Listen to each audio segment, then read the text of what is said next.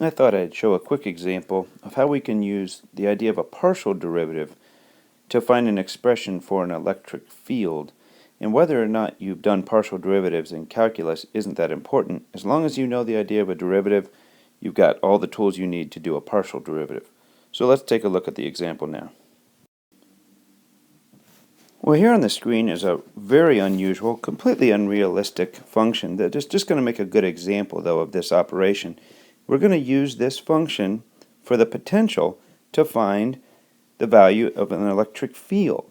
So when we say a function, it just means if I put in an x, y, and z value, that means the coordinates of some spot in three-dimensional space, that this function will give me that value.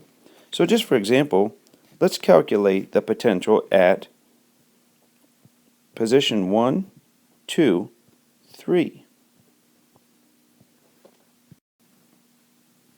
So just quickly plugging in the values of 1, 2, and 3 for x, y, and z respectively, and then doing that operation on the calculator, I got 171.3 volts. So that is the value at that point. Now, what is the electric field at that location? Here we're going to use the relationship that the electric field in any direction, this is just a component, in the s direction, is the negative of the derivative of the function with respect to that direction. But here we have three different directions that are variables. So what do? Well, here's where we write a derivative as what we call a partial derivative. That just means we're only using part of the function as actually variable. So we take the partial derivative of v with respect to s. We use the Greek letter d, kind of a curvy looking d, and we say the partial of v with respect to s. So now I'm going to do each of those operations for the x, the y, and the z separately. That's three different operations, and show you how we actually carry out the partial derivative. To find the x component, I'll work in red here. I'm going to take the negative of the partial of v with respect to x. And what that means is I'm going to treat everything as just a coefficient except for the x. So how do we do this? Well, this is just a coefficient with an x squared, and the derivative of that would be 2x. So I'm going to carry everything down that's just a coefficient. That would be a 3, the y, and the z cubed. Yes, those carry along just as coefficients. And then derivative of x squared is 2x. And I'll simplify that in just a moment. And then in my second term, I just have an x term.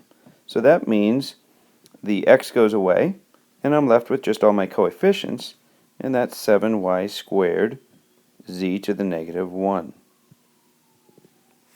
So that is the function that describes the x component of my electric field.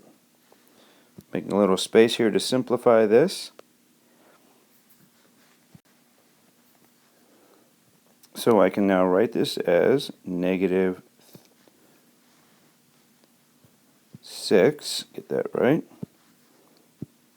negative 6 x, y, z cubed minus 7 y squared z to the negative 1. So that describes how the x component of the electric field changes. Now we'll do the same thing for the y and the z. I'm going to invite you to maybe stop here and see if you can take those partial derivatives yourself rather than watch me do it. And when you come back on, you can compare your functions with my functions just to see how you did.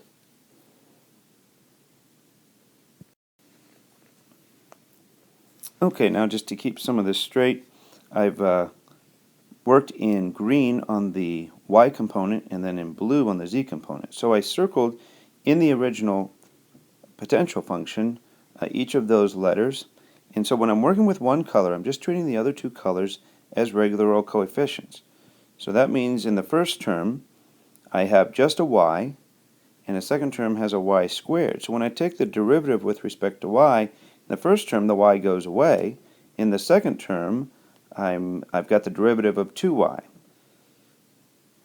And then similarly for the z term, I have z cubed in the first, and so that means I've got to multiply by 3 and lower the power by 1. And then in the second term, I have z to the negative 1. So that actually changes the sign from a minus to a plus, lowers the power by 1, and everything else has just come along like a coefficient. So there, that you can see on the screen, that is the component, each of the three components, for the electric field that is producing this potential. So now what if somebody says, all right, let's find the electric field at that position that we were referring to before, at 1, 2, and 3. So I got a lot of plugging in to do. I need to plug in the 1, the 2, and the 3 into every one of those functions, and then whatever number I get, that's just the component in that direction. So I'm going to use the ijk unit vector form to describe how much of this is the x, the y, and the z component. So I'll stop here while I plug those in so I'm not drawing this out too long, and you can just check my work on your calculator if you really feel like it. So plugging in the appropriate 1s, 2s, and 3s, this is the function that I ended up with, and I put after the x term I just put an I hat, after the y term a j hat, and the z term got a k hat.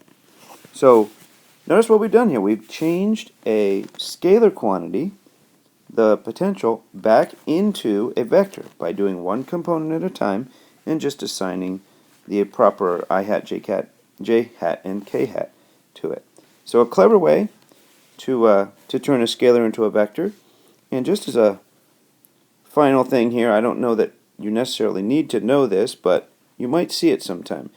This operation where we take three different partial derivatives, one for each direction, is known as the gradient. And we use an upside down triangle,